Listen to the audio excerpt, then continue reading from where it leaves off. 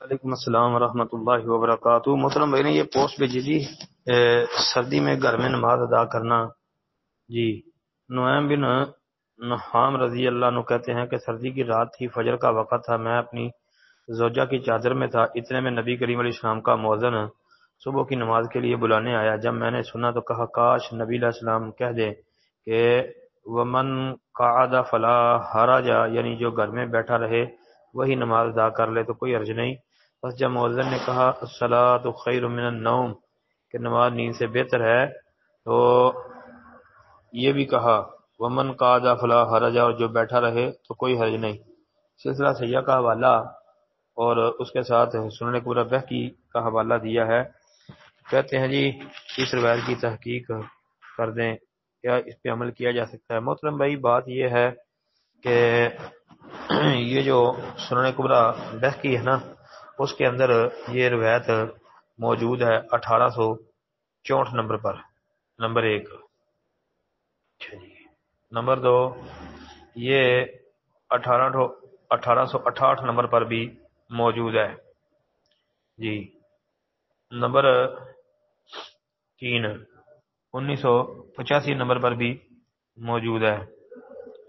اب یہ روایت جو ہے نا سند کے اعتبار سے ضعیف ہے، ثابت نہیں ہے۔ اس لیے ایک بات تو یہ ہے کہ بعض اہل علم نے ہشام بن عمار اور عبد الحمید بن حبیب پر بھی کلام کیا ہے۔ بہرحال سب سے بڑی علت اس میں یہ ہے کہ محمد بن ابراہیم بن حارث التیمی جو ہے نا، اس نے نعیم بن نحام سے سنا نہیں ہے، بلکہ ان کا زمانہ ہی نہیں پایا جی، اس کو پایا نہیں ہے، ان کا آپس میں سماع نہیں ہے، لہذا یہ روایت میں انقطاع ہے۔ ابن رجب حنبلی رحمۃ اللہ علیہ نے بخاری کی شرح فتح الباری جو ابن رجب کی ہے، انہوں نے یہی بات اس میں نقل کی ہے فتح الباری میں کہ محمد بن ابراہیم التیمی لم یسمع من نعیم۔ اور اسی طرح یہ روایت مسند احمد کے اندر بھی موجود ہے۔ مسند احمد میں یہ جو روایت ہے نا، یہ 17,934 نمبر پر موجود ہے جی۔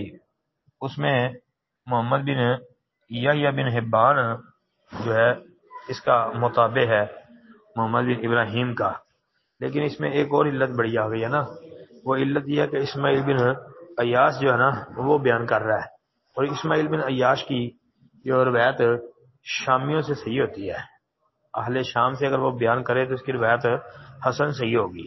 باقی اس کے علاوہ اگر کسی سے بیان کرے حجازیوں سے تو پھر روایت کی منکر ہوگی، ثابت نہیں ہوگی۔ اور یہ روایت اسماعیل بن عیاش جو ہے حدثنی یحییٰ بن سعید سے بیان کر رہا ہے، اور یحییٰ بن سعید جو ہے یہ انصاری اور مدنی صحابی ہے، راوی ہیں، یعنی انصاری مدنی راوی ہیں، لہذا یہ اسماعیل بن عیاش والی روایت یہ طریق ضعیف ہے، ثابت نہیں ہے جی۔ تو اس کے بارے میں کوئی بھی متصل سند میرے علم میں نہیں ہے جی۔ میری تحقیق میں صحیح اور راجح بات یہی ہے کہ محمد بن ابراہیم نے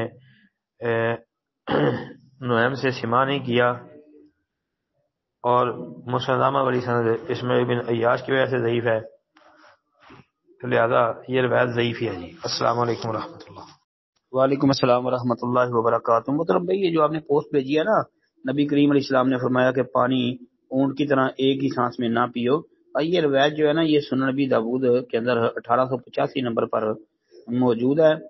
1885 نمبر پر عبداللہ بن عباس رضی اللہ تعالی عنہما بیان کرتے ہیں کہ نبی اکرم علیہ الصلوۃ والسلام نے فرمایا لا تشربوا واحدا کشرب البعیر ولکن اشربوا مثنى وثلاثا وسموا اذا انتم شربتم واحمدوا اذا انتم رفعتم۔ یہ ہے کہ آپ نے فرمایا کہ اونٹ کی طرح ایک سانس میں نہ پیو بلکہ 2 یا 3 سانس میں پیو، جب پیو تو بسم اللہ کہو، اور جب منہ سے برتن ہٹاؤ تو الحمدللہ کہو۔ یہ روایت ضعیف ہے، ثابت نہیں ہے جی۔ اس کی سند کے اندر یزید بن سنان الجزری جو ہے ابو فروا راوی، یہ ضعیف الحدیث ہے، امام محدثین نے اس پر جرح کی ہے۔ پھر آگے اس کا جو شیخ ہے سند میں اب وہ بھی مجہول ہے، تو لہذا یہ سند ضعیف ہے جی۔